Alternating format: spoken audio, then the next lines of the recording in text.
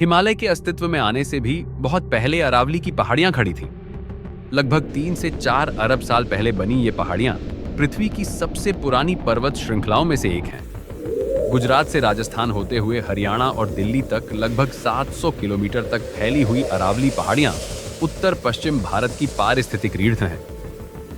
ये थार रेगिस्तान को गंगा के मैदानों में फैलने से रोकती है और राष्ट्रीय राजधानी क्षेत्र एनसीआर के प्रदूषण के लिए एक बड़े सिंक यानी अवशोषक की तरह काम करती है।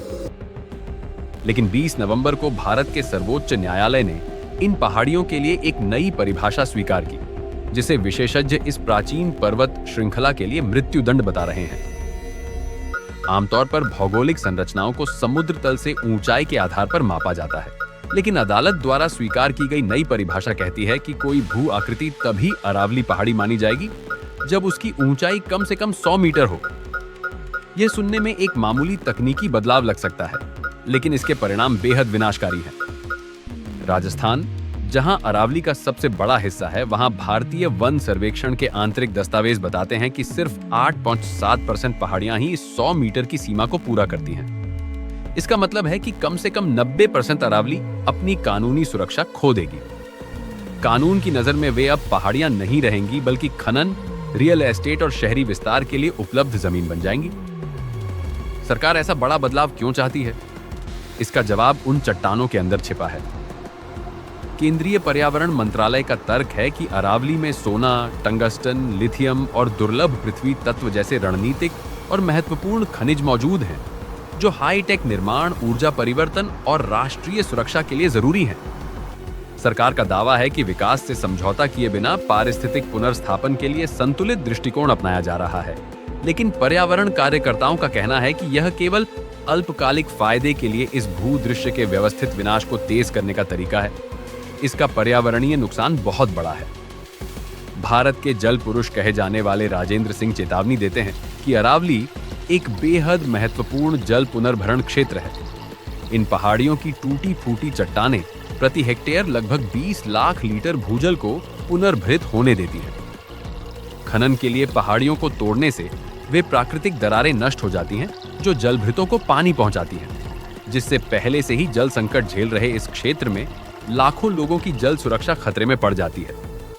इन पहाड़ियों के बिना हम रेगिस्तानीकरण के खिलाफ अपनी सबसे बड़ी ढाल खो देंगे, जिससे गर्मी का दबाव बढ़ेगा और बारिश के पैटर्न और भी अनिश्चित हो जाएंगे। यह सिर्फ एक पर्यावरणीय मुद्दा नहीं है, बल्कि एक जन स्वास्थ्य आपातकाल है। दिल्ली एनसीआर के निवासियों के लिए अरावली ही थार रेगिस्तान की धूल और उनके बीच आखिरी दीवार है। डॉक्टर पहले से ही इसके असर देख रहे हैं। गुरुग्राम की सर्जन डॉ शारदा यादव बताती हैं कि अस्थमा और ब्रोंकाइटिस जैसी सांस की बीमारियां बढ़ रही हैं। वह दांतों की समस्याओं की ओर भी इशारा करती हैं। प्रदूषण के कारण लगातार मुंह से सांस लेने की आदत से मुंह सूख जाता है, जिससे मसूड़ों की बीमारी और दांतों में सड़न का खतरा बढ़ जाता है। अगर ये पहाड़ियां खत्म हुई तो हवा की गुणवत्ता और हमारी सेहत दोनों ओर खराब होंगी। नागरिक चुप नहीं बैठे हैं।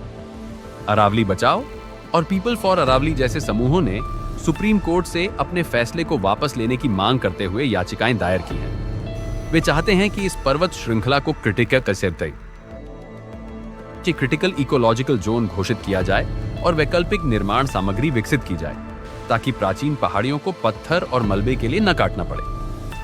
अरावली सिर्फ चट्टानें नहीं है, ये जीवन रेखाएं में हैं। हम एक ऐसे मोड़ पर खड़े हैं जहां सवाल यह है कि हम मिट्टी के नीचे मौजूद खनिजों को प्राथमिकता देंगे या उस हवा और पानी को जो ऊपर रहने वाले लोगों को जिंदा रखते हैं। इन पहाड़ियों को बचाना उत्तर भारत के भविष्य को सुरक्षित करना है, क्योंकि एक बार 3 अरब साल पुराना पहाड़ खत्म हो गया तो कोई भी पुनर्स्थापन उसे वापस नहीं ला सकता।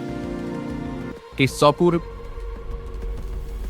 100 मीटर नियम को आसान भाषा में समझें तो कल्पना कीजिए कि एक शहर को एक विशाल समुद्री दीवार बचा रही है। अचानक कानून बदल जाता है और कहता है कि दीवार का सिर्फ सबसे ऊपरी किनारा ही सुरक्षित है। अगर आप ये कहकर दीवार के निचले हिस्से को तोड़ने की इजाजत दे देते हैं कि वह बहुत नीचा है, तो आपने ऊपरी किनारे को नहीं बचाया, बल्कि पूरी दीवार के गिरने का रास्ता खोल दिया, जिससे समुद्र शहर में घुस जाएगा। ठीक यही अरावली के साथ हो रहा है।